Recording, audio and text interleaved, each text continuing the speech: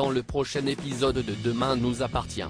Tandis que Lilian est placé en garde à vue, la mémoire d'Alex commence à revenir. En parallèle, l'heure du procès a sonné pour Victor et Audrey au cœur d'une affaire de vol. Attention, les paragraphes qui suivent contiennent des spoilers sur l'épisode de Demain nous appartient diffusé demain soir sur TF1. Si vous ne voulez rien savoir, ne lisez pas ce qui suit. Mardi 8 mars dans Demain nous appartient. Lilian est placé en garde à vue au poste, l'enquête sur l'accident de Nord progresse. En effet, Damien a découvert que le véhicule des Lopez Diallo correspond à celui qu'il a renversé. Bien que Lilian ait un alibi, il a toutefois un sérieux mobile pour en vouloir à Nora. Sur un coup de sang, il aurait très bien pu foncer sur celle qui lui a brisé le cœur. Dans le doute, le commandant Constant rencontre le procureur Perrault et lui demande une commission rogatoire pour faire examiner le véhicule. Comme rien de concret ne justifie une telle requête, Sébastien lui rappelle cependant qu'un véhicule circulant sur la voie publique doit être parfaitement en règle. Si ces hommes devaient tomber par hasard sur la voiture des Lopez Diallo, ils ne feraient que leur travail en l'examinant scrupuleusement. Pendant ce temps, Lilian se rend au chevet de Nord qui dort encore. À défaut d'avoir le courage de le lui dire en face, il en profite pour déclarer qu'il est tombé amoureux d'elle avant d'ajouter qu'il n'aurait jamais pensé que les choses se passeraient de la sorte. En arrivant à son tour, Cédric indique à son fils qu'il ne peut pas rester là car les visites sont uniquement pour la famille. Lilian se montre alors un brin agressif puis finit par lancer qu'il a vu embrasser Nord de ses propres yeux. Tandis que Cédric jure qu'il n'a jamais voulu lui faire de mal, Lilian rétorque qu'il le dégoûte et quitte les lieux furibond.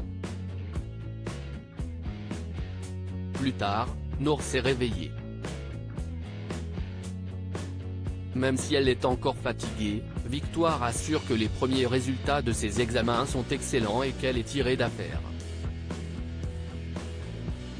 Non loin de là, Damien et Aurore repèrent la voiture des Lopez Diallo stationnée dans la rue.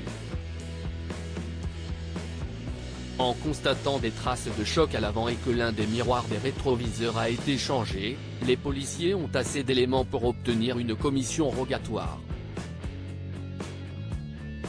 Peu après, ils perquisitionnent leur domicile et découvrent le téléphone de secours de Lilian dans son sac de sport.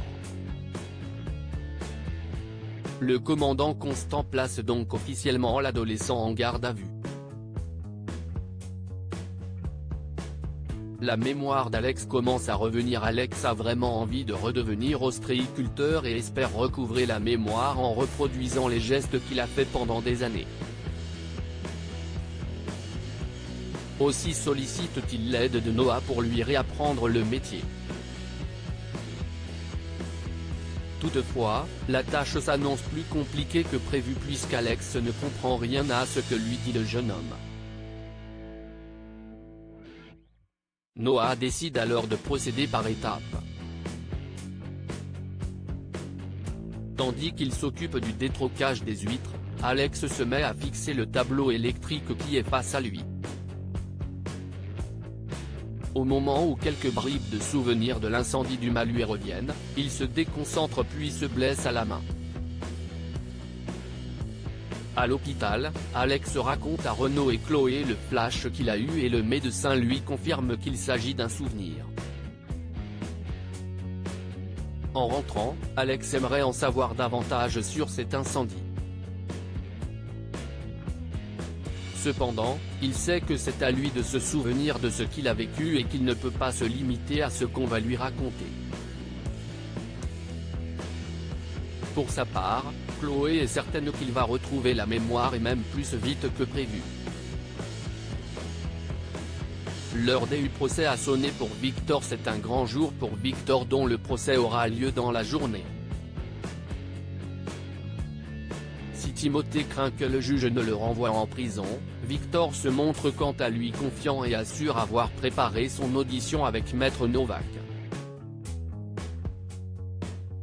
Quelques heures plus tard, le juge a donné son verdict et Victor s'en sort plutôt bien puisqu'il écope d'1 an de prison avec sursis. Il devra par ailleurs payer une amende onéreuse et effectuer des heures de travail d'intérêt général à l'hôpital Saint-Clair.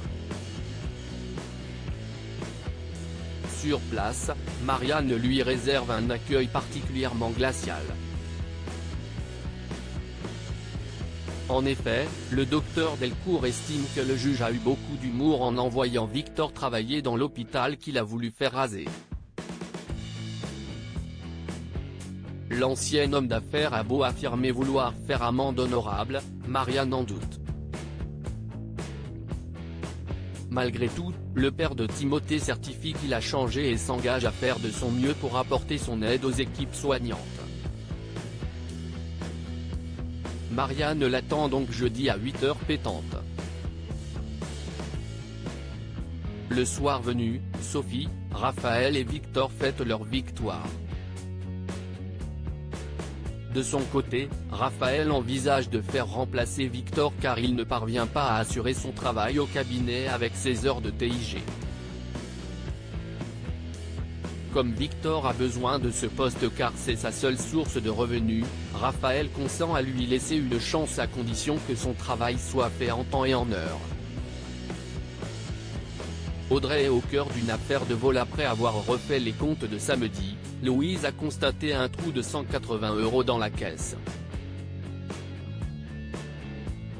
Étant responsable de caisse ce jour-là, Audrey garantit qu'elle n'aurait jamais fait une chose pareille. Même si elle lui fait confiance, Louise espère cependant que cela ne se reproduira plus car ils n'ont pas les moyens de perdre de telles sommes. Contrariée, Audrey se confie ensuite à Jordan. En effet, elle a peur d'être licenciée pour quelque chose qu'elle n'a pas fait. L'adolescent lui fait remarquer que cela aurait pu être n'importe qui mais Audrey, qui était la responsable de caisse ce jour-là, pense qu'il est normal qu'elle rende des comptes.